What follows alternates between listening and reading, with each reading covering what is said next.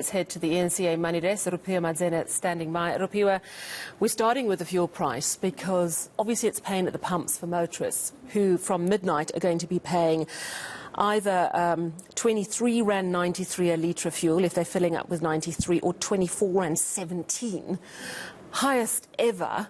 So that's huge pain immediately at the pumps. But it has a massive knock-on, doesn't it? It really does, Sally. It's got a knock-on effect on everything. You can't do anything without fuel, sadly, Sally. So it does have implications on the greater economy. But we're talking here about the Minerals and Resources Energy Department announcing that the adjustment to fuel prices will be made from midnight. Now, the department says that this is due to local and international factors, including COVID-19.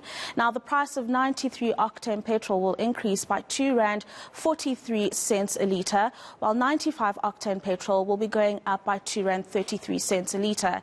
Diesel will be increasing by over a Rand, while the price of illuminating paraffin will increase by 1 Rand 56 cents a litre.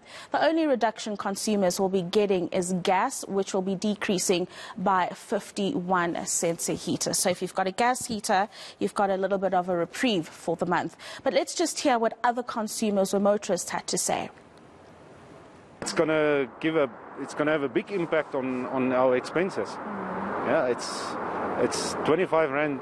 My wife travels daily to Alberton, and that's a lot of money at the end of the month. It's going to affect my business, and I don't know Uber and Bolt, how they're going to do it. Are they going to adjust the prices, or are they going to adjust their commission or their service fee? So it's a pity for us as Uber drivers, because we don't know how we're going to survive this. So we don't know. Very disappointing. I don't know how we're supposed to survive as normal people. I don't know how the poor are going to survive this one. And it just pushes everything up. All food, everything we buy just goes up, and it's got to get to a point where the government's got to step in and help us. Well, it's going to be a very big shock.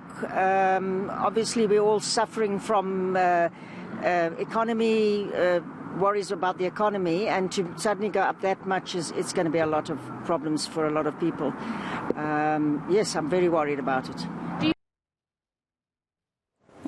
And of course, let's not forget, it would have been 1 Rand 50 extra if government hadn't extended that fuel cushion. We know that they're thinking about what are the options going forward, but the pain at the pumps is going to be very, very real. And the knock-on effect, of course, is going to affect all businesses. Yes. And that in turn affects employment, because they might not be able to hire the people they were hoping to if the input costs are getting high. I mean, it's just this vicious cycle. And that, of course, leads us to the unemployment figures, which I think it's fair to say, although there was a very small decline, it's kind of stagnating. It has stagnated, Sally, and you're right, very minuscule decline in unemployment. And if you looked at the numbers earlier on, you would have seen that many of those that continue to suffer in South Africa remain the youth. Let's just take a look at that data that was released today. So this is the quarterly labour force survey that indicates the number of jobs that's created or not in a particular quarter. So we saw that, as we've just mentioned there, it increased by 0.8% to 34.5% from what we saw 35.3 in the previous period, and that means just over 7.9 million people are currently employed in the country. Let's just look at another component of these figures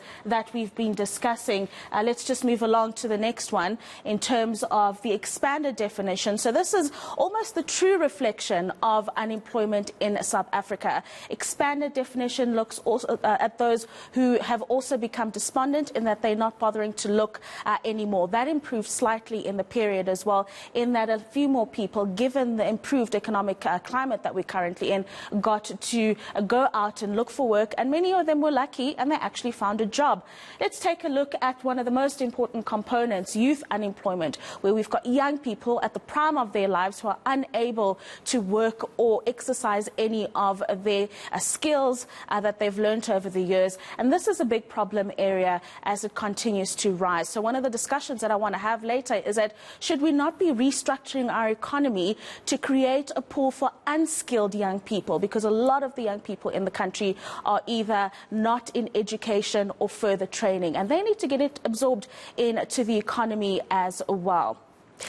Yeah, I mean, the youth unemployment is really worrying. Because the general unemployment went very slightly down, not enough to indicate that we're on a better trend, but the youth unemployment figures went up quite sharply. Just talk to us about how they've changed. No, absolutely, Sally. So this is the first quarter of this year's youth unemployment. So they were hovering in the late 50s, early 60s, and they've gone up. I think there is another graphic, but I'm not sure if we've got it here.